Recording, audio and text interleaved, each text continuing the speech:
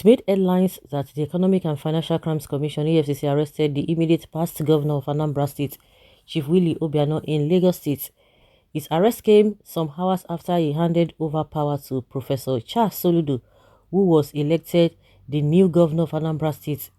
A report by the Daily Post has it that Obiano was planning to leave Nigeria when he was arrested by operatives of the EFCC at Murtala Mohammed International Airport, Lagos. Well, it was Obiano that unknowingly revealed his next move to both the public and the EFCC.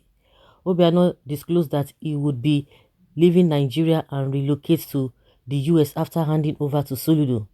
The truth is that Obiano's issue with the anti-graft agency did not start now. It started months ago. In fact, the EFCC had made some moves in November last year when Obiano traveled to the US, including placing Obiano on its watch list over some issues. As at then, Obiano still had and enjoyed immunity as a sitting governor. The voice is disliked for EFCC's moves. Obiano has dismissed EFCC action, saying that he was the governor of Anambra State. He added that he would be back in Nigeria to complete his tenure and he would hand over on March 17th, 2022 as expected.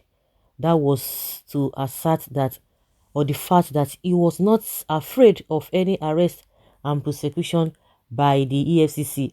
However, Obiano might not have thought that telling the public of his plan to leave Nigeria and relocate to the US would be used against him by the EFCC. That was what EFCC might have used by monitoring his movements before and after his handover to Soludo. As can be seen, the EFCC arrested him at the airport as he was planning to leave Nigeria to the US, just as he had said he would do after handing over. You can imagine, that is the wickedness we are talking about. You know, when people say, oh, these guys have tried, they have done this, they have done that, that is the level at which they have put Nigerians. When people do 2% out of 100%, or even if you want to give them pass mark, maybe 70 or 80%, they do 2%, and Nigerians will not be shouting, hey, he tried now. But you compare what they are supposed to do with the resources in their hands, all the security votes, the money here and there, and what have you. And that is why the wife, was just misbehaving. I don't know whether himself is the US citizen, or according to whether himself is a US citizen, but from reports we learned that his wife is a US citizen. That was why during the lockdown she went there to go and be sharing palliative and all of that, and she could not even share in her own state because they believe that's where they belong to. And one other governor too, I don't know whether governor was Zamfara, but I can't really remember the particular governor.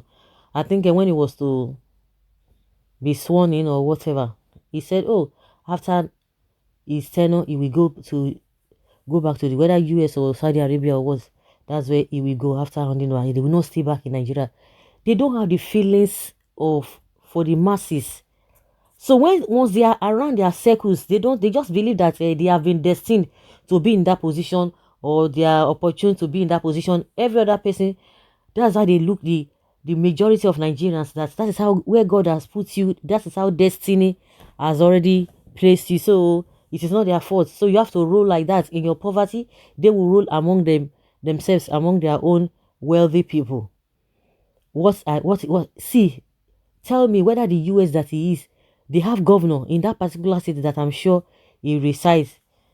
They have governor. They should tell us whether the same way those people are behaving is the same way they themselves are behaving. It's just unfortunate.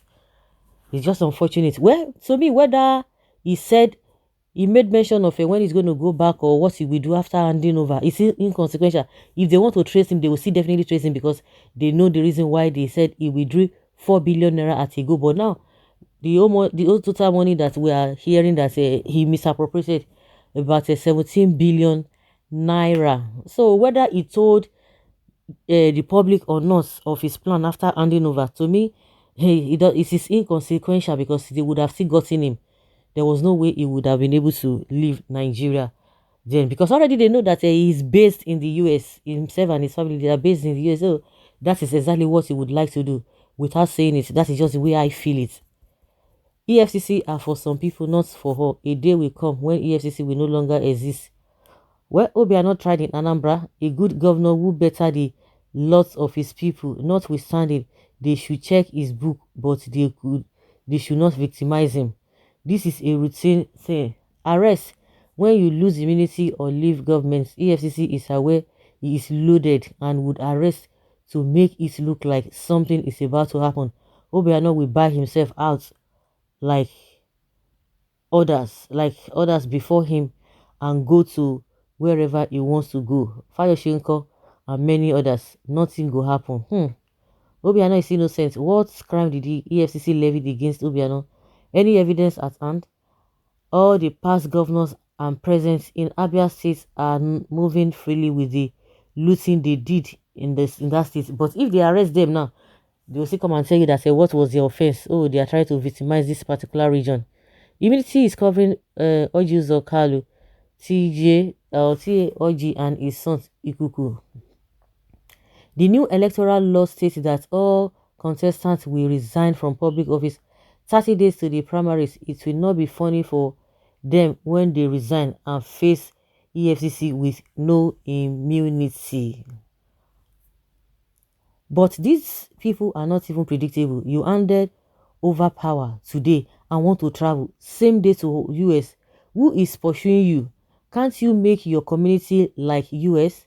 My brother, that is the problem Nigerians have. They have destroyed Nigeria and run to US to enjoy. Intended charges, if need be, are available. Say no, no cause for alarm. Like I would say, all of them, they are not reliable. We don't have a system in place. They will make all this noise. See Fayoshe now. Fayoshe is in Nigeria.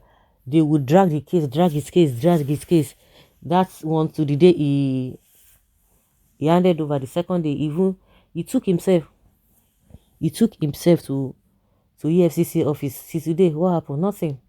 They live in America while they destroy Nigeria and her people. I swear, very sad. Relocate, not even for vacation. People stayed patiently under your tenure. Now you think of relocating. Why not stay and relish the 8 years delicacy you cooked? Abi, is there a stockfish smelling under your apron? African leaders. Your lamentation is that Obiano should have sneaked out with his loose, unannounced, shameless thieves. It wasn't a good day for this man. Yesterday, he arrived Andover venue without wife.